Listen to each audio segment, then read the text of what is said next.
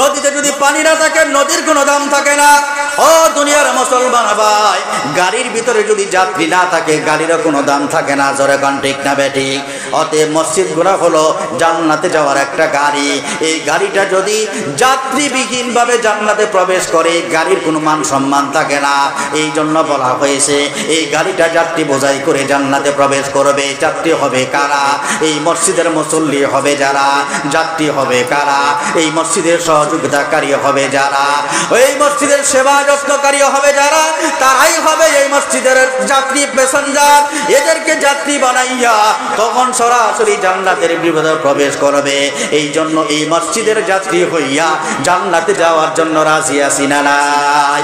কি আমরা চাই না যে মসজিদের যাত্রী হইয়া আমরা জান্নাতে প্রবেশ করবো? কি চাই না? মসজিদ জান্নাতে যাবে, আমিও মসজিদের যাত্রী হইয়া জান্নাতে প্রবেশ করবো। জোরে কোন কথা ঠিক না বেঠিক? মুসলমান ভাইরা আমার, আল্লাহর রাসূল বলেন মান বানা লিল্লাহি মাসজিদান বানাল্লাহু লাহু বাইতান ফিল জান্নাহ। কোন বান্দা বান্দি যদি মসজিদ নির্মাণ করে, মসজিদ নির্মাণ বলতে পুরা মসজিদ নির্মাণ করতে হবে বিষয়টা এমন না। একটা ইট দিয়েও যদি কেউ সহযোগিতা করে, ওই ইটকে কেন্দ্র করেও আল্লাহ তাআলা জান্নাতের ভিতরে তার জন্য একটা বাড়ি বানাইবে। জোরে কোন সুবহানাল্লাহ। মুসলমান ভাইরা আমার, 2 মিনিট একটা ঘটনা। বাদশাহ হারুনুর রশিদের জামানায় বিশাল বড় একটা মসজিদ নির্মাণ করার জন্য ইচ্ছা পোষণ করলেন, কার্যক্রম আরম্ভ করে দিলেন। ও দুনিয়ার মুসলমান ভাই, ওই মসজিদটা নির্মাণ করার পরে মসজিদটা যখন কমপ্লিট হয়ে গেল, বাদশাহ হারুনুর রশিদ একদিন রাতের বেলায় স্বপ্নে দেখে আল্লাহ তাআলা হযরতে বাদশাহ হারুনুর রশিদকে জান্নাত দান করছে। জোরে কোন সুবহানাল্লাহ। এই মসজিদের খাতিরে তাকে জান্নাত দান করছে, জান্নাতের বিশাল বড় একটা প্রাসাদে প্রবেশ করছে। কেন কেন? ও বাদশাহ হারুনুর রশিদ, দুনিয়ার জমিনে তুমি একটা মসজিদ নির্মাণ করেছো। এই মসজিদ নির্মাণ করার কারণে আল্লাহ জান্নাতের ভিতরে সুন্দর একটা প্রাসাদের মালিক বানাইছে। বাদশাহ হারুনুর রশিদ তার প্রাসাদ থেকে জান্নাতের ভিতরে প্রাসাদ থেকে যখন বের হইল, তিনি স্বপ্নে দেখে তারা জান্নাতের সামনে আরো সুন্দর একটা জান্নাতের প্রাসাদ দেখা যায়। জোরে কোন সুবহানাল্লাহ। বাদশাহ হারুনুর রশিদ ওই ঘরে প্রবেশ করবে, দারোয়ান ফেরেশতারা তাকে ঠকায় দিছে, না না এই জান্নাত আপনারা এখানে প্রবেশ করতে পারবেন না। কই তাহলে এই জান্নাতটা কার? কে প্রবেশ করবে? কই আপনার মসজিদ নির্মাণ করার সময় একজন যোগাইলা ছিল, মিস্ত্রি না, মিস্ত্রিদের যেই যোগাইলা, এটা হলো ওই যোগাইলার জান্নাত। জোরে কোন সুবহানাল্লাহ। কেন কেন কেন সে জান্নাত পাবে? কেন সে জান্নাত পাবে? আমি তো মসজিদ নির্মাণ করেছি, এই জন্য আমাকে জান্নাত দিয়েছে।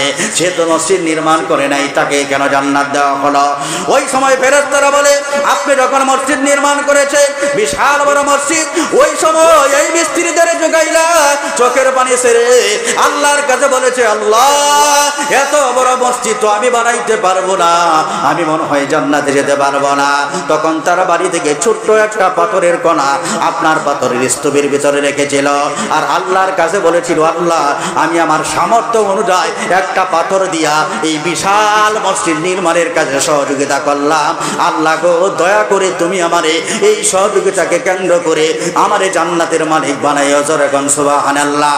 আল্লাহ তাআলা তার দোয়া মঞ্জুর করেছে, তার এই সহযোগিতা, আবেগ ভরা সহযোগিতাকে মঞ্জুর করার কারণে আপনার এই বিশাল মসজিদ নির্মাণের কাজে মাত্র একটা পাথর দিয়া সহযোগিতা করার কারণে আল্লাহ তাআলা এত খুশি হয়েছে, ওই একটা পাথরকে কেন্দ্র করে আপনার মসজিদের ওই যোগাইলাকে এই জান্নাতের প্রাসাদ দান করেছে। জোরে কোন সুবহানাল্লাহ। তো যে আল্লাহ ওই যোগাইলারে জান্নাত দিতে পারে, আমি আর আপনি আমাদের সহযোগিতা, আমাদের সাধ্য অনুযায়ী যদি সহযোগিতা করি, ওই আল্লাহকে আমাদেরকে জান্নাত দিতে পারে না? আমাদের আওকাত অনুযায়ী করব, কারো 10,000, 20,000, কারো 500, 100, 200 টাকা, যার যার সামর্থ্য অনুযায়ী যদি আমরা এখানে সহযোগিতা করি, আল্লাহ তাআলা ওই উসিলা করে আমাকে আপনাকে জান্নাতের মালিক বানাইতে পারে। কথা ঠিক না বেঠিক? এই জন্য রাজি আছি না আমরা সবাই?